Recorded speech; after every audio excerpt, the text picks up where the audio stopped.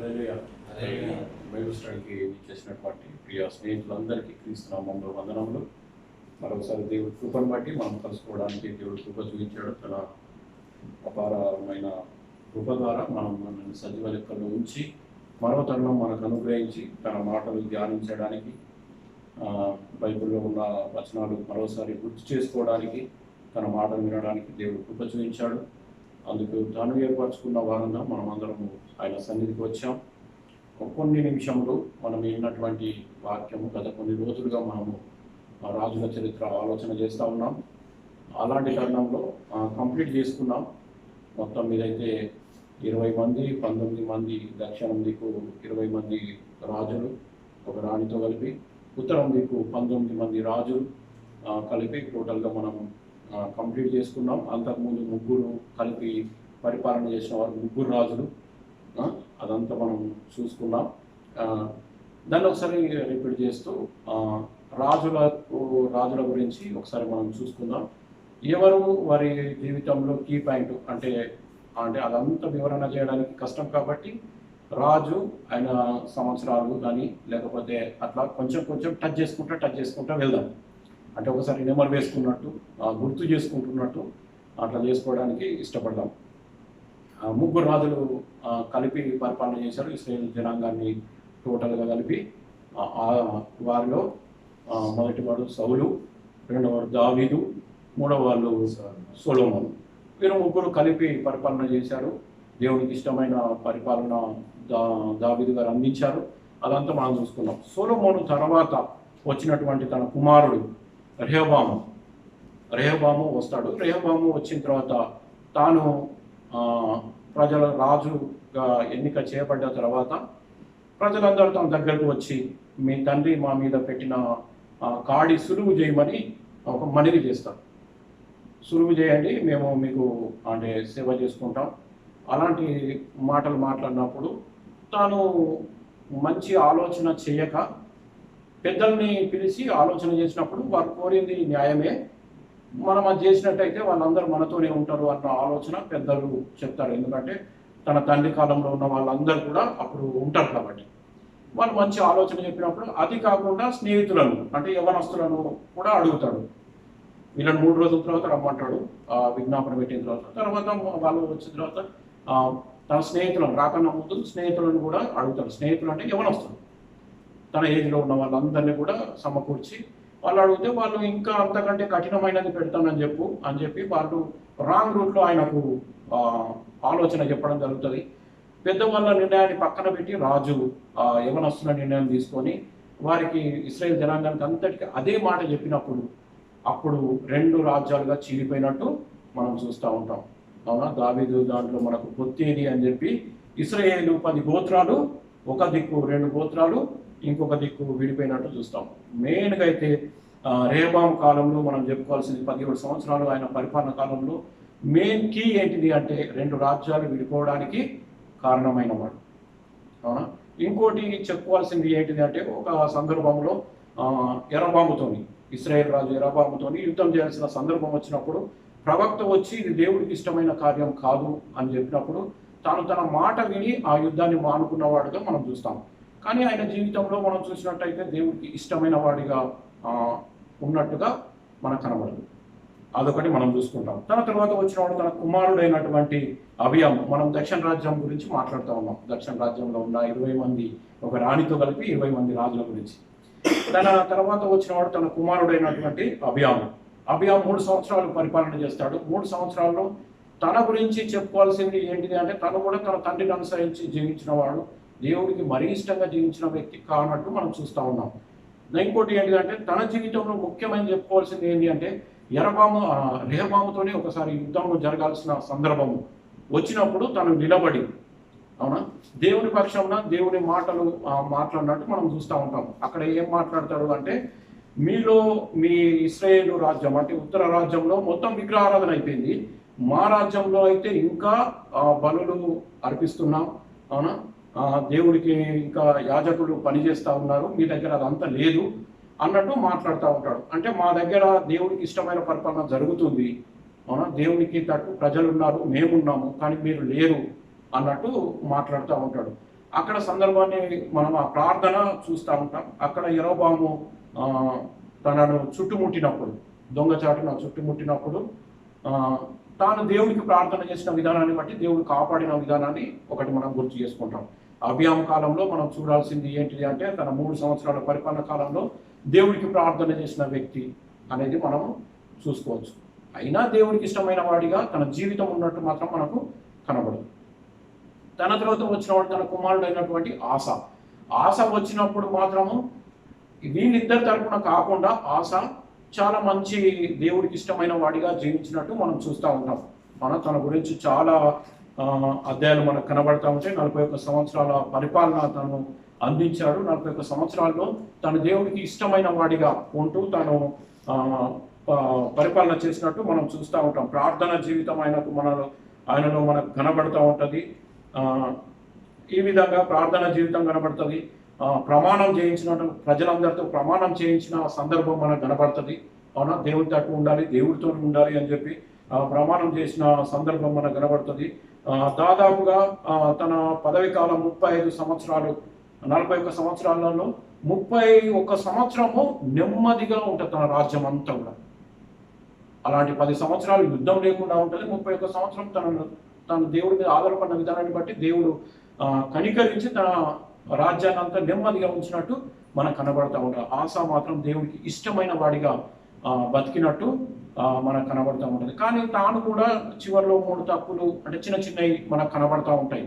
అవునా, ఒక ప్రవక్తను బందీ గృహంలో వేసినట్టు, రెండోది ఏంటి అంటే తన కారులో జబ్బు పుట్టినప్పుడు వైద్యుల్ని సంప్రదించినట్టు, దేవుణ్ణి ఆశ్రయించక ఇలాంటివి అంటే మనకు కనబడతా ఉంటుంది అన్నాడు. ఇది ఒక కాకుండా తను మంచి పరిపాలన అందించినట్టు, దేవుడికి ఇష్టమైన వాడిగా ఉన్నట్టు మనకు ఆల్రెడీ దేవుడే సర్టిఫికెట్ ఇచ్చినట్టు మనకు కనబడుతూ ఉంటుంది. తన తర్వాత వచ్చిన వాడు తన కుమారుడైనటువంటి యెహోషాపాతు జీవితంలో కూడా తాను 25 సంవత్సరాలు పరిపాలన చేసిన సందర్భాన్ని మనం గుర్తు చేస్తూ ఉంటాం. దావీదు వలె తాను కూడా మంచి పరిపాలన, తన తండ్రిని పోలిన మంచి పరిపాలన అందించినట్టు మనం చూస్తూ ఉంటాం. తన కాలంలో తాను కూడా ప్రార్థన పూర్వకంగా ఉన్నట్టు మనం చూస్తూ ఉంటాం. అదేవిధంగా దేవుడికి ఇష్టమైన వాడిగా జీవించినట్టు మనం చూస్తూ ఉంటాం. తన లోపల కూడా చిన్న మిస్టేక్ అంటే ఒక సందర్భాన్ని బట్టి అది ఏమైందంటే, అక్కడ ఇశ్రాయేల్ రాజ్యంలో ఉన్నటువంటి అహాబు కదా, దుర్మార్గుడైన అహాబు పరిపాలన జరుగుతూ ఉంటుంది.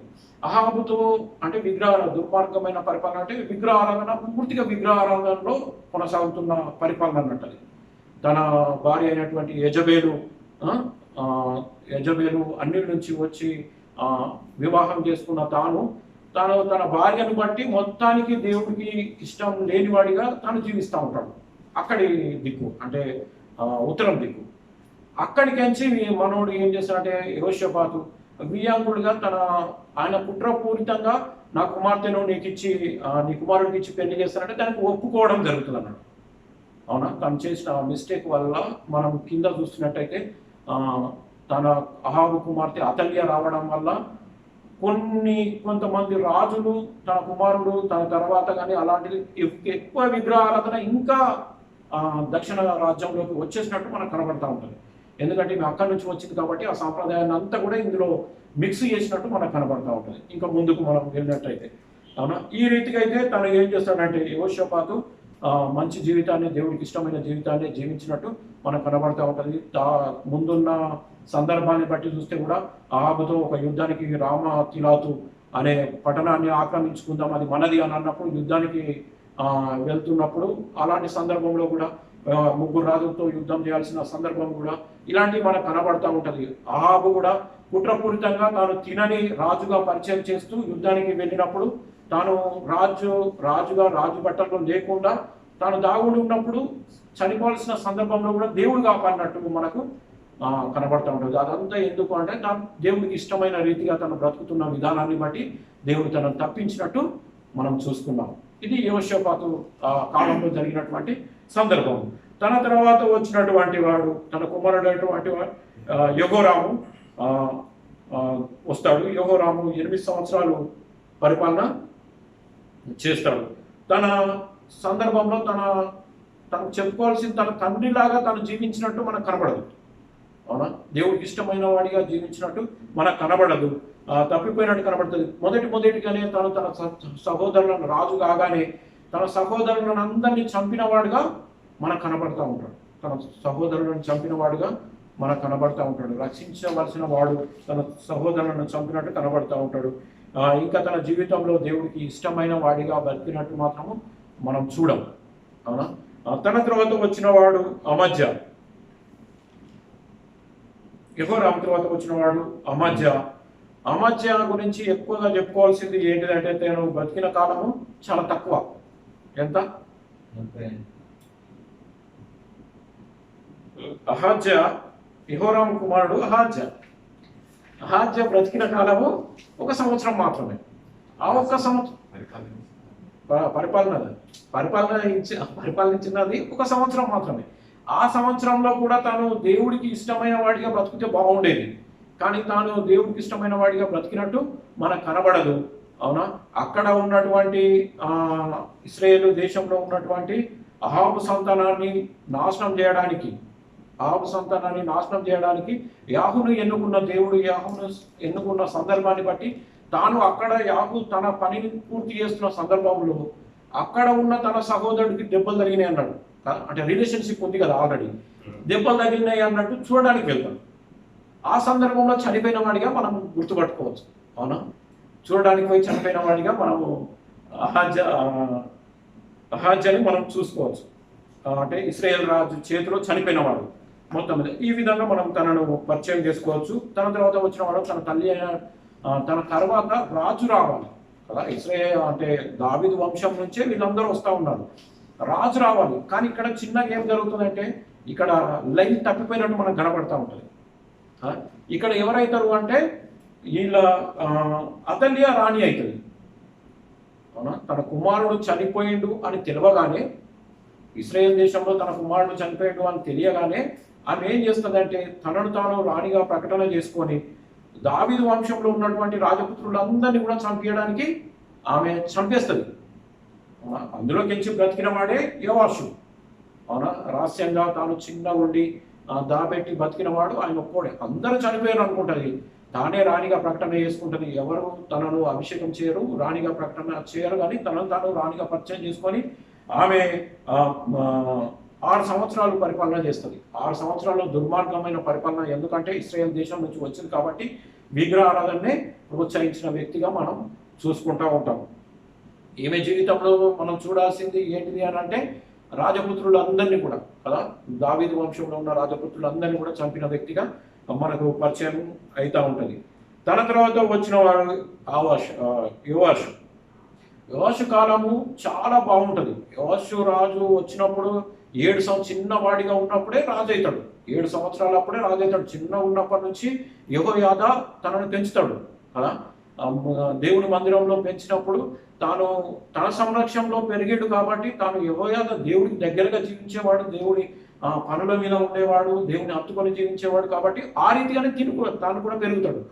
తాను పెరిగిన తర్వాత 7వ సంవత్సరంలో తనను తీసుకొచ్చి అభిషేకించి రాజుగా పట్టాభిషేకం చేసిన సందర్భం అంతా మనం చూస్తూ ఉంటాం. అలా సందర్భం చేసినప్పుడు అతల్య ఏం జరుగుతుందని అక్కడ చూడాలి వచ్చి, అవునా, ఆమె చనిపోయిన సందర్భాన్ని కూడా మనం అక్కడనే చూస్తాం. అవునా? యోవాషు తను రాజుగా కాగానే యెహోయాదా ఉన్న సందర్భాన్ని బట్టి తను అంటే సలహాలని బట్టి తను మంచి పరిపాలన చేసినట్టు మనకు కనబడతా ఉంటుంది. కానీ కొంత సందర్భము కొన్ని రోజులు గడిచిన తర్వాత యెహోయాదా చనిపోవడము, అంటే వయసు వచ్చి చనిపోయిన తర్వాత తాను తప్పిపోయినట్టు కూడా మనకు కనబడతా ఉంటుంది. అవునా? యోవాషు గురించి మనం చూడాలంటే ఫస్ట్ మొదటిగా మంచిగా బతికి దేవుడికి ఇష్టమైన వాడిగా బతికి తర్వాత తప్పిపోయిన వాడిగా మనం గుర్తుపెట్టుకోవచ్చు. తన గురించి మనం ఒక మాటలో చెప్పుకోవాలంటే తన తర్వాత వచ్చిన వాడు తను 40 సంవత్సరాలు పరిపాలన చేసిండు యోవాషు. తర్వాత వచ్చిన వాడు అమజ్య 29 సంవత్సరాలు పరిపాలన చేస్తాడు. అవునా? అమజ్య దేవుడికి ఇష్టమైన వాడిగా బతికినట్టు మనకు కనబడదు. దేవుడికి ఇష్టంగానే తన పరిపాలన సాగించినట్టు మనకు కనబడుతూ ఉంటుంది. అవునా? తాను ఒక సందర్భం, తన గురించి ఒక సందర్భం చెప్పుకోవాలి అంటే ఒక యుద్ధం చేయాల్సిన సందర్భము వచ్చినప్పుడు తను ఇశ్రాయేలు సహాయం కోరుతాడు. ఇశ్రాయేలు సహాయం కోరినప్పుడు ఇశ్రాయేల్ నుంచి కొంతమందిని కదా, బంగారము, మనుగుల బంగారము 200 మనుగుల 200 కదా 200 మనుగుల బంగారాన్ని ఇచ్చి కొంతమందిని తెచ్చుకుంటాడు. అంటే యుద్ధానికి సహాయం కోసం యుద్ధ వీరుడిని తెచ్చుకుంటాడు. తర్వాత ఒక ప్రవక్త అలా తీసుకురావడం తప్పు, దేవుడికి సహాయం చేస్తాడు. అవునా, నువ్వే వెళ్ళు అన్నప్పుడు తన మాట విని వీళ్ళని మరి ఎలా పంపాలి అన్నప్పుడు, వాళ్ళకి నేను అది బంగారం ఇచ్చాను కదా అని అన్నప్పుడు, అది పోతే పోయింది కానీ నువ్వు దేవుడి మాట వినడం ఇంపార్టెంట్ అన్నప్పుడు మనం వెళ్ళిపోమంటాడు. ఆడ ఒక మంచి నిర్ణయం తీసుకున్నట్టు మనకు కనబడుతూ ఉంటుంది ప్రవక్త మాట విని.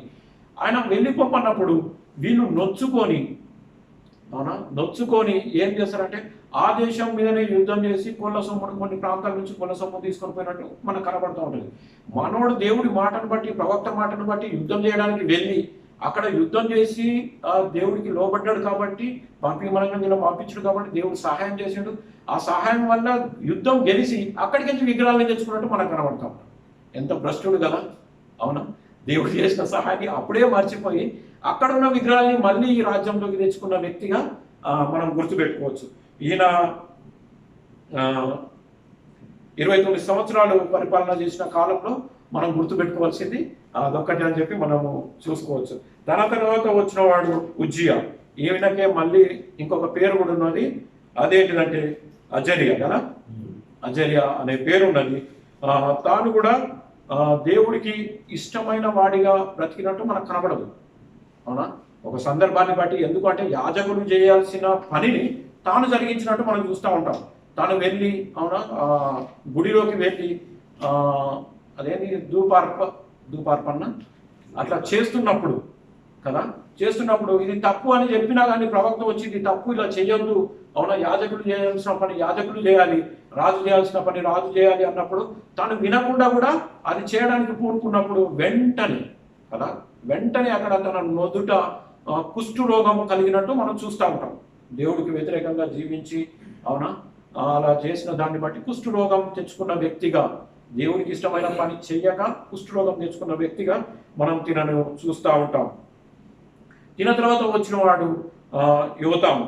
16 సంవత్సరాలు పరిపాలన చేస్తాడు. 16 సంవత్సరాలు, అవునా, కొంత మట్టుకు దేవుడికి ఇష్టమైన వాడిగానే జీవించినట్టు మనకు కనబడతా ఉంటుంది.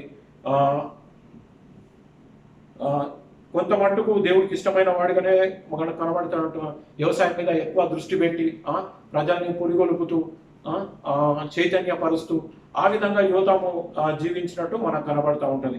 తాను పరిపాలన చేసింది 16 సంవత్సరాలు దేవుడికి ఇష్టమైన పరిపాలన చేసినట్టు మనకు కనబడతా ఉంటుంది. తర్వాత వచ్చిన వాడు అహాజు కదా, అహాజు 12వ రాజు అహాజుగా మనకు వస్తాడు. అహాజు 16 సంవత్సరాలు పరిపాలన చేస్తాడు. 16 సంవత్సరాల్లో మెయిన్గా చూడాల్సింది, ఆయన జీవితంలో మనం గుర్తుపెట్టుకోవాల్సింది ఏంటిది అంటే గడియారం కదా, గడియారం కదా. ఆయనకు అంటే ఒక రోగం వచ్చినప్పుడు కదా, తను దేవుడి దగ్గర కాదు కదా, అంటే ఇతని కుమారుడు హిజ్కియా ఆహాజు కాలంలో పడిపోయాడు. తాను అంటే గడియారంగా మనం గుర్తుపెట్టుకోవచ్చు ఆహాజుని. అవునా, అంటే తన నీడ, తను ఏదైనా ఆనవాలు అన్నప్పుడు నీడ వెనక్కి వెళ్ళినట్టు మనకు కనబడతా ఉంటుంది. అక్కడ నుండే గడియారం టైప్ అంటే అట్లా స్టార్ట్ అయినట్టు కూడా మనం చూసుకున్నాం. అవునా, సూర్యుడు వెనుకకు వెళ్ళినట్టు మనకు కనబడతా ఉంటుంది. తన తర్వాత వచ్చిన వాడు హిజ్కియా కాలంలో మాత్రం చాలా సందర్భాలు మనకు కనబడతా ఉంటాయి. హిజ్కియా మంచి పరిపాలన. వీళ్ళందరూ అంటే దేవుడికి ఇష్టంగా లేనప్పటికీ కొంతమంది అంటే తన ముందున్న వాళ్ళు అహాజు కానీ అట్లా ఇష్టంగా లేనప్పటికీ తాను మాత్రము హిజ్కియా మాత్రం దేవుడికి ఇష్టమైన పరిపాలన చేసినట్టు మనకు కనబడతా ఉంటుంది. హిజ్కియా గురించి దేవుడు మాట్లాడిన ఒక మాట ఏంటిది అంటే, తనకు ముందు కానీ తన తర్వాత కానీ అలాంటి వ్యక్తి లేడు అన్నట్టు కూడా మనకు ఒక మాట కనబడతా ఉంటుంది. దేవుడు ఇచ్చిన సర్టిఫికెట్గా మనం చూస్తూ ఉంటాం. తాను రాగానే దేవాలయం పనిని మొదలుపెట్టి, అవునా, దేవాలయం పనిని అంటే పూర్తి చేసి యాజకుల్ని సమకూర్చి యాజకుల్ని బాగా అంటే ఒక దగ్గర చేసి యాజకుల పని యాజకులకు అప్పచెప్పి అప్పటి నుండే ఆయన కాలం నుండే అంటే ఏది మనము చంద కానుక అక్కడి నుండే అది మొదలు కావడం, పస్కా పండుగను మళ్ళీ చేయడము.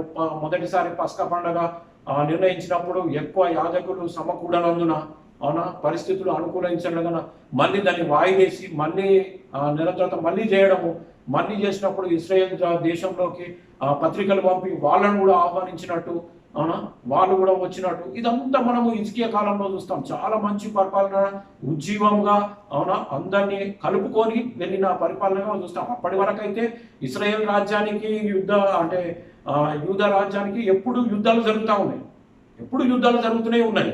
కానీ హిజ్కియా కాలం వచ్చినప్పటికీ వాళ్ళని పస్క పండుగకు ఆహ్వానించడము, వాళ్ళు రావడము, వాళ్ళు వచ్చిన తర్వాత కూడా ఇక్కడ ఆ పస్క పండుగలో ఆనందించి వాళ్ళు వెళ్ళి వాళ్ళ దేశంలో ఉన్నటువంటి విగ్రహాన్ని పగలగొట్టినట్టు అలాంటి సందర్భాన్ని అంతా మనం చూసుకున్నాం. అవునా అలాంటి సందర్భాలు పస్క పండుగ కూడా మళ్ళీ అంటే జరగాల్సిన రోజుల కంటే ఇంకా ఎక్కువ రోజులు జరుపుకున్న సందర్భాల్ని మనం చూస్తూ ఉంటాం. హిజ్కియా కాలంలో తన మరణకరమైన రోగము వచ్చినప్పుడు దేవుడి దగ్గర ప్రార్థన చేసి, అవునా ప్రార్థన చేసి ఇంకా ఎక్కువ ఆయుష్ను పొందుకున్న వాడిగా మనం చూస్తూ ఉంటాం. అదే విధంగా ఆయన కాలంలో కూడా మనం ఒకటి చూసుకోవాల్సింది ఏంటిది అంటే, తాను ఐగుప్తులో వాళ్ళు అంటే మరణకరమైన రోగం నుంచి బయటపడ్డాడు, ఎట్లా ఉన్నాడో రాజును చూద్దామన్న సాకు ఒకటైతే, ఇంకోటి ఏంటిదంటే ఆ దేశాన్ని కూడా చూడడానికి అన్నట్టు ఐగుప్తు నుంచి వచ్చిన వాళ్లకు బబులోన్ నుంచి వచ్చిన వాళ్ళకు ఏది దాచకుండా తన ఇంటిలో ఉన్నదంతా కూడా దేశంలో ఉన్నదంతా కూడా చూపెట్టిన విధానాన్ని బట్టి మనం గుర్తు చేసుకుంటూ ఉంటాం. అక్కడ అలా ఆ సందర్భం జరిగిపోగానే వాళ్ళకు చూపెట్టగానే యెషయా ప్రవక్త రావడము, ఏం జరిగిందని అడగడము, ఇదంతా నేను చూపెట్టిన అన్నప్పుడు వాళ్ళు నీ దగ్గర ఉన్నదాన్ని అంతా, నీ కుమారులను కానీ సంతానాన్ని కానీ నీ దగ్గర ఉన్నదాన్ని అంతటిని కూడా ఊడ్చుకొని పోతారు అని అప్పుడే ఒక ప్రవక్త ప్రవచనం చెప్పినట్టు, యెషయా ప్రవక్త ప్రవచనం చెప్పినట్టు మనకు కనబడతా ఉంటుంది కదా.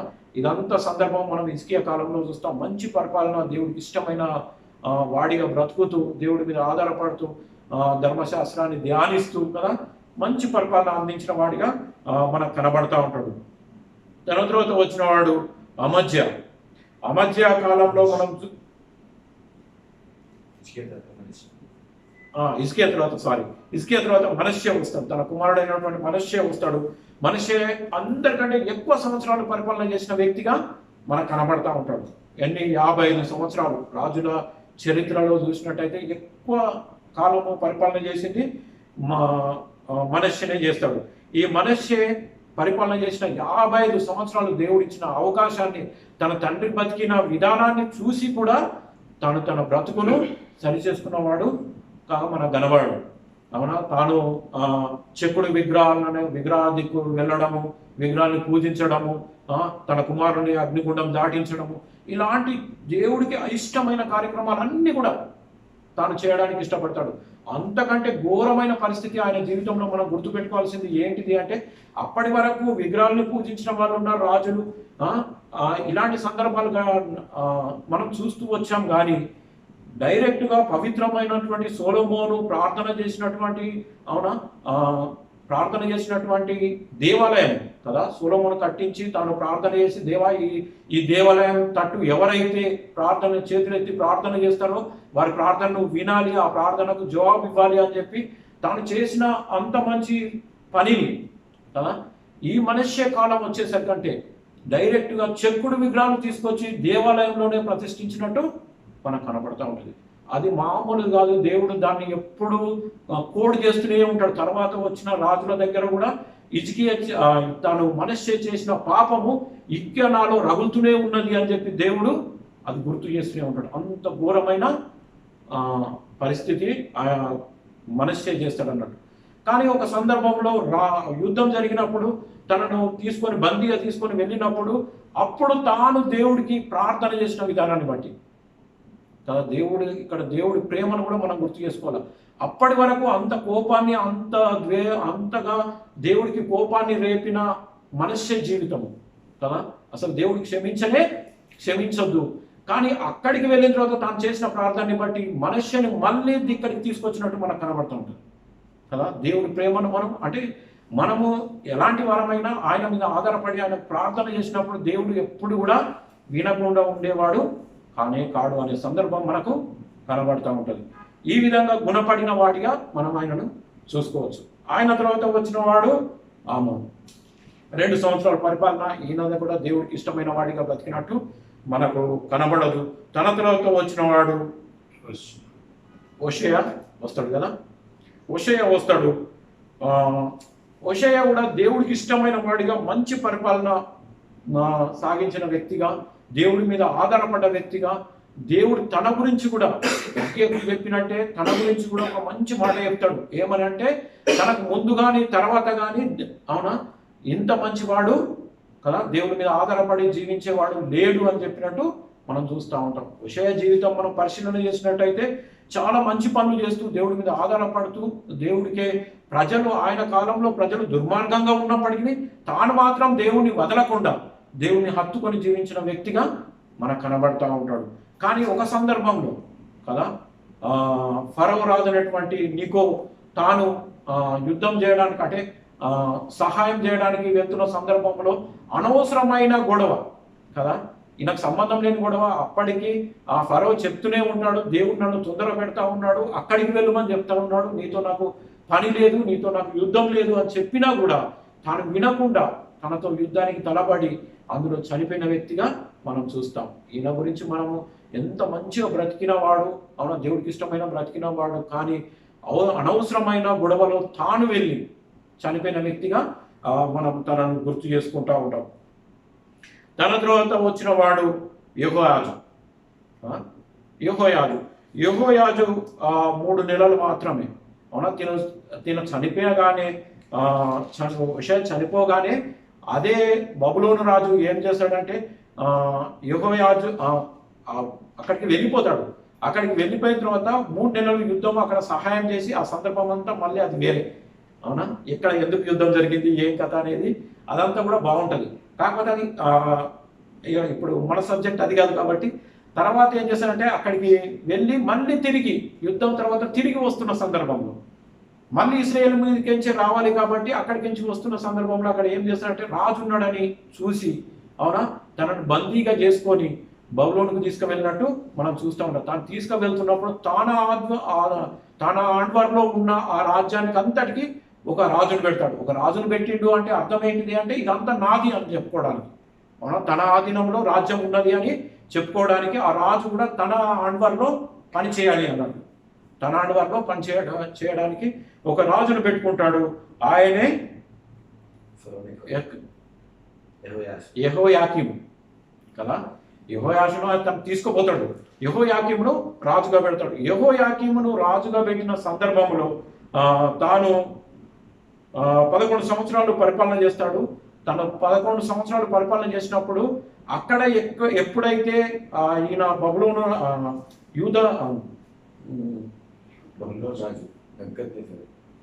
నెబుకద్నెజరు వాళ్ళ తండ్రి చనిపోయిన తర్వాత సామ్రాజ్యానికి అధిపతి తన కొడుకు అయిన తర్వాత మొట్టమొదటి దాడి చేసింది ఇశ్రాయేల్ రాజ్యం మీద, అవునా ఇశ్రాయేల్ రాజ్యం మీద దాడి చేసినప్పుడు ఆయన అక్కడికి వచ్చి ఆయన దాడి చేయడానికి గల కారణం ఏంటిదంటే ఆ రాజ్యం అంతా ఎవరి ఆధీనంలో ఉన్నది, బబులోను ఆధీనంలో ఉంది. ఎందుకంటే తాను రాజుగా పెట్టిపోయాడు కాబట్టి తాను అప్పుడు అక్కడ సహాయం చేయడాన్ని బట్టి వాళ్ళు ఓడిపోయారు కాబట్టి అదంతా దృష్టిలో పెట్టుకొని తాను ఫస్ట్ అటాక్ చేసింది ఎవరి మీద అంటే ఇశ్రాయేల్ రాజ్యం మీద వచ్చి అటాక్ చేసి తన చాలా మందిని కదా బానిసలుగా అంటే పట్టుకొని పోతాడు, కొల్ల సొమ్మును పట్టుకొని పోతాడు. అందులో మొదటి దాడి జరిగిందని మనం చెప్పుకున్నాం. ఆ మొదటి దాడిలోనే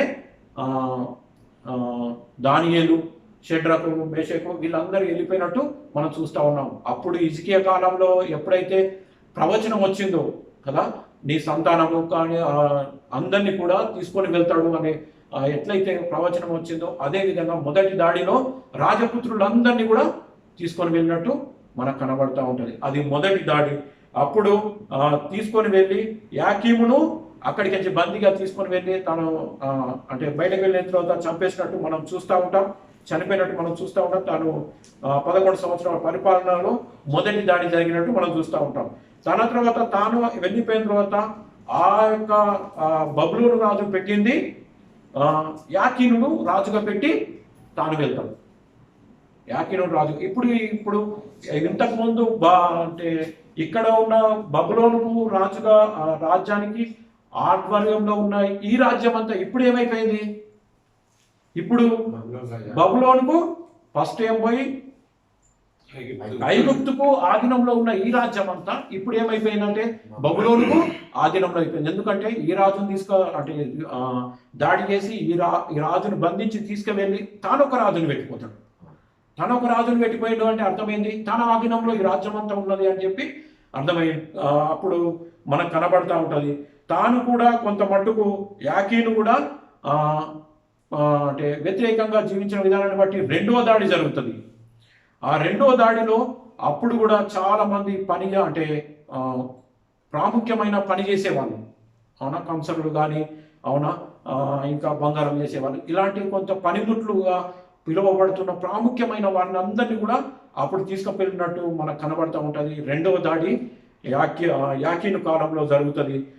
తన అప్పుడు ఏజ్కేల్ని కూడా తీసుకువెళ్ళినట్టు వెళ్ళిపోయినట్టు మనకు కనబడుతూ ఉంటుంది. తన తర్వాత వచ్చిన వాడు సిద్కియా కదా. సిద్కియా కాలంలో అయితే మనం చాలా మటుకు చూసుకున్నాం.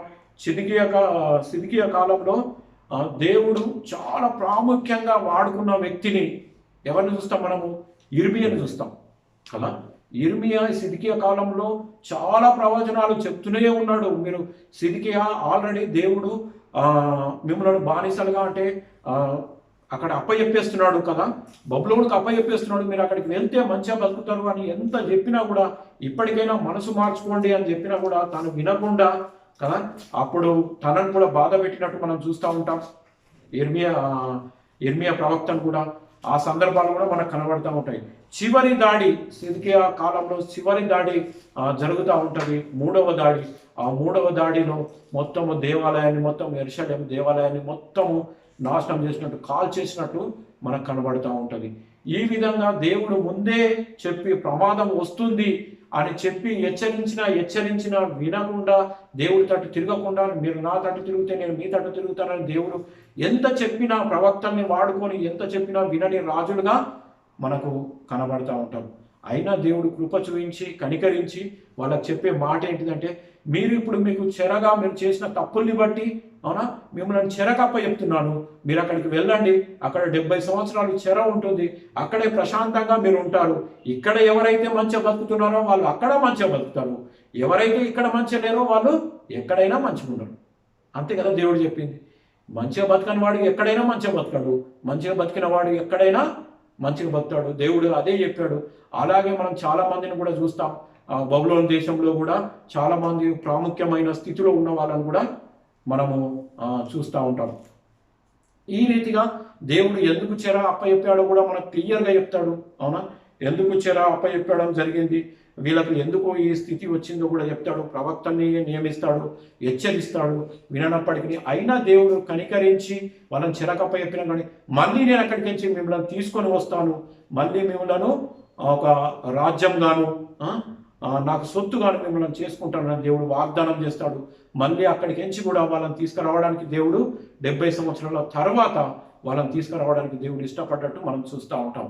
ఈ రీతిగా 20 రాజులు కదా, ఒక రాణితో కలిపి 20 మంది దక్షిణ దేశపు చరిత్రను మనం చూస్తూ ఉన్నాం. దాదాపుగా చాలా మట్టుకు రాజుల చరిత్ర అంటేనే చాలా మట్టుకు మనకు కనబడుతూ ఉంటుంది. ఎక్కువ కంటే బైబుల్ మనం పూర్తి చేసినట్టు కదా. ఇదంతా మనకు ఒక అంటే గుర్తున్నట్టయితే, ఒక సీక్వెన్స్లో ఇట్లా జరిగింది అని గుర్తున్నట్టయితే అప్పటిగా బైబుల్ మనకి ఎక్కువగా అర్థం కావడానికి వీలుంటుందని చెప్పి మనం నేర్చుకున్న ఈ కొద్ది మాటలు దేవుడు దీవించును గాక. Thank you.